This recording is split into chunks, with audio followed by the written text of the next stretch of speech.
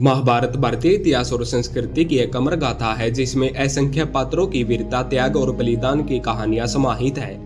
लेकिन इन सब में एक पात्र ऐसा भी है जिसकी उपस्थिति युद्ध भूमि पर होते हुए भी नहीं रही, फिर भी वह पूरे महाभारत का साक्षी रहा।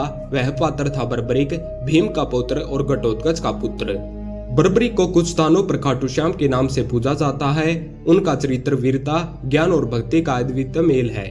यह कहानी उस क्षण की है जब उन्होंने अपना शीश भगवान श्री कृष्ण को अर्पित कर दिया था और फिर भी युद्ध को अंत तक देखा। यह न केवल एक ऐतिहासिक प्रसंग है बल्कि अत्यंत भावनात्मक और रहस्यमय पूर्ण भी है। बर्बरीक बचपन से ही अत्यंत पराक्रमी और धर्मनिष्ठ योद्धा था। उसे उसकी माता ने वचन दिया था कि वह सदैव हारते हुए पक्ष की ओर से युद्ध करेगा।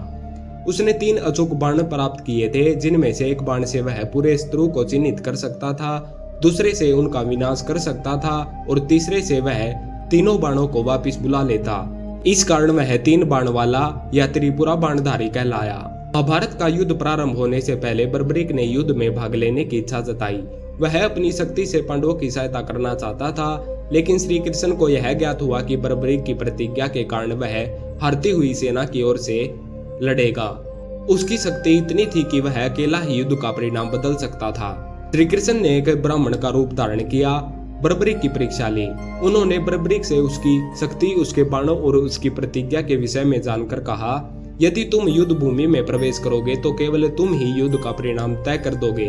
यह युद्ध धर्म या अधर्म के बीच है। इसका परिणाम केवल मानव बल से नहीं बल्कि ईश्वरीय योजना से तय होना चाहिए। शीश दान की महानता। बर्बरीक ने बिना किसी संकोच के भगवान श्री कृष्ण को अपना सिर अर्पित कर दिया। प्रभु, यदि आप ब्राह्मण के रूप में मेरे पास आए हैं तो मैं आपको कोई भी दान देने को तैयार हूँ। यदि आपको मेरा आशीष चाहिए तो यह मेरा सौभाग्य होगा।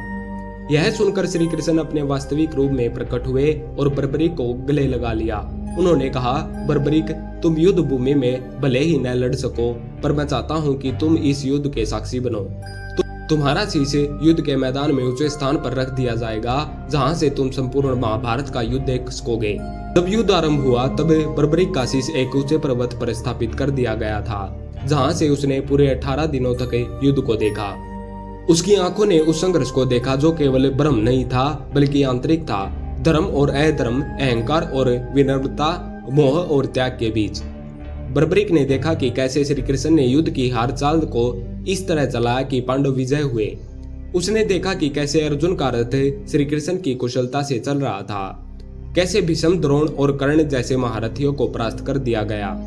लेकिन बर्बरीक को सबसे ज्यादा जो भावुक किया वह था श्री कृष्ण का आदर्श संचालन। उनके सुदर्शन चक्र, उनका समय समय पर योद्धाओं के मन को मोड़ना और धर्म की रक्षा के लिए उनकी योजनाएं।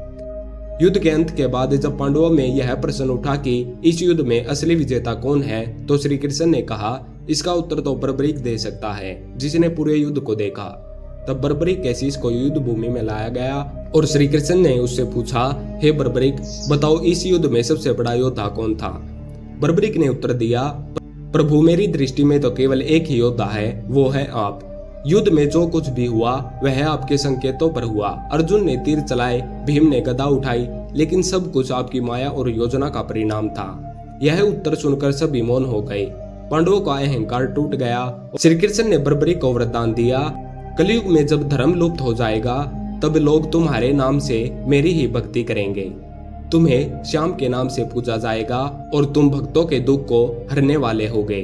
आज भी राजस्थान के खाटू में स्थित खाटू श्याम जी का मंदिर उस त्याग और भक्ति की अमर गाथा कहता है। वहां आने वाले हर भक्त को यह विश्वास होता है कि श्याम बाबा उसकी पीड़ा हर लेंगे, क्योंकि जिन्होंने महाभारत के युद्ध को बिना शरीर केवल शीश से देखा वे सब कुछ देख सकते हैं।